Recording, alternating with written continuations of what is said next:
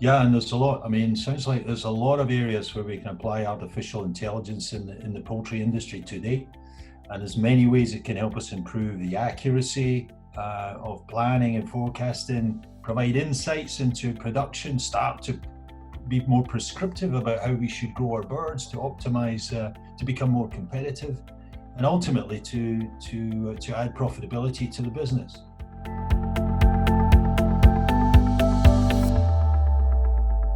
Welcome everyone. This is MTech Podcast. My name is Nikolai Shitikhin and I have Jim Johnson with me. Hi Jim, how are you doing? I'm doing good, Nick. And you? I'm doing wonderful, thank you. And today we're going to talk about very interesting topic as usual. And today this will be artificial intelligence and everything related to it, things like machine learning and reinforcement learning. And we'll try to answer the question whether it's technology helping us in the industry or it is still more of a marketing hook. Well, it's an interesting subject, Nick. Last week I was reading that by the end of 2024, 75% of companies will move from piloting using AI to actually practical applications of it in their everyday business. That'll increase the amount of data being used for streaming um, by 5 times what it's happening today.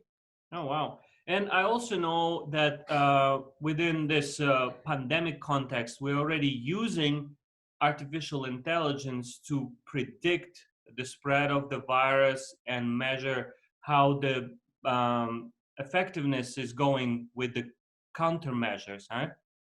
Mm. Yeah, and I mean, there's other smarter ways as well in terms of reinforcement learning is being applied to really doing more complex problems and in terms of around logistics particularly.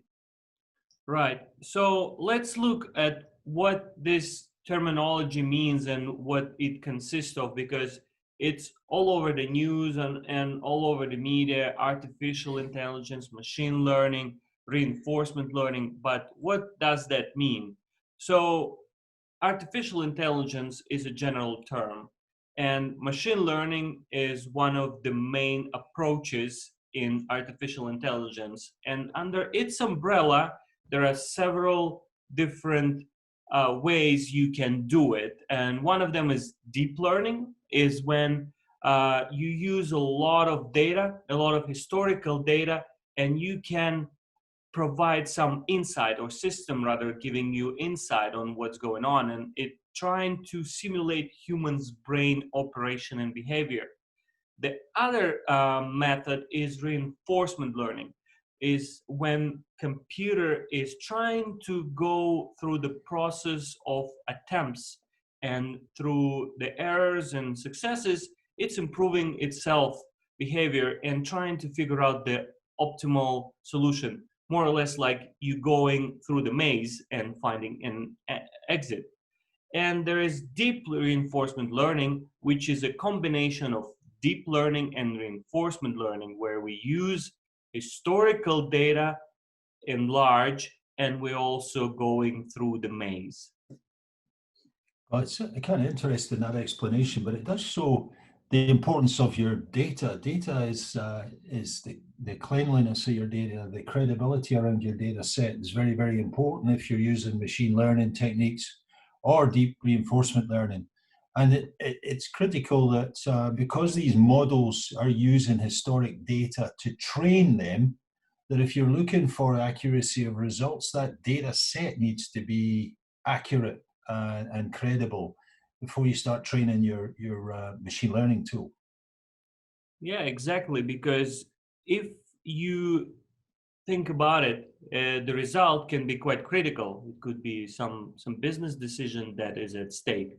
Mm. And also, like if we think about what we have right now in the real world as an examples of usage of artificial intelligence. So, for example, we all know about those self-driving cars that are using those technologies already. There are apps that are trying to help you and suggest you how to invest your money. There's facial recognition technologies, and with that, for example, there is quite popular deepfake technology that can put your face on anybody else's face, for example, in the video, so you can end up in a Tarantino movie, hey? And also there was quite a scary example because people trying to use those technologies and find the ways of using them. So Facebook in 2017, they created two chatbots. They put them on two devices and let them talk to each other. And after a while, they developed their own language. Nobody could understand what they're saying, so they had to shut them down. Wow, that's amazing. And there's another real application of machine learning within credit cards. So American Express, they process something like $1 trillion worth of transactions and about 110 million cardholders. So they're using machine learning just to check for fraud in any of the transaction that go through. And you can imagine the sheer volume of data. So they're using machine learning in order to try and look at testing where fraud is happening and sorting that out. They're also leveraging the data flows to really connect cardholders with new products and different service range and offerings and stuff. So there's a lot happening with machine learning in the real world today. Yeah, many applications. Yeah, and like bigger companies like Google is using machine learning to help their internal processes. So they use those algorithms to tune their hardware and coolers at their data warehouse to get the better sustainability of their business. And if we talk about more about like agriculture, there is John Deere who's already using artificial intelligence and visual data to define whether they need to spray crop with a pesticide. Yeah. Well, let's look at it. I mean, in the poultry industry, let's come back to home here. I mean, there's a lot of opportunities to use AI within the poultry industry.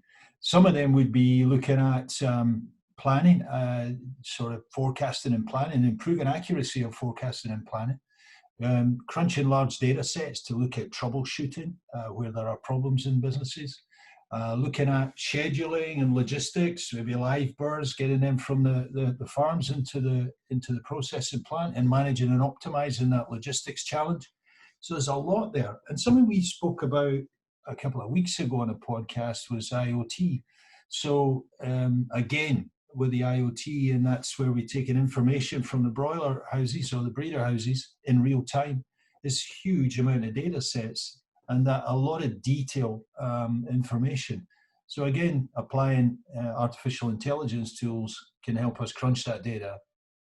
Yeah, exactly. So, for example, like you said, there are like lots of complications in planning or in projections, and machine learning really can help with that because, for example, projecting the weight, it's not only just projecting the birds that are currently sitting on the ground and will be processed in a couple of weeks, but it's also taking into consideration all the previous history of previous flocks for that, for example, farm or shed or that area or that region. So machine learning can really help here with projecting the weight and improve the accuracy of that projection.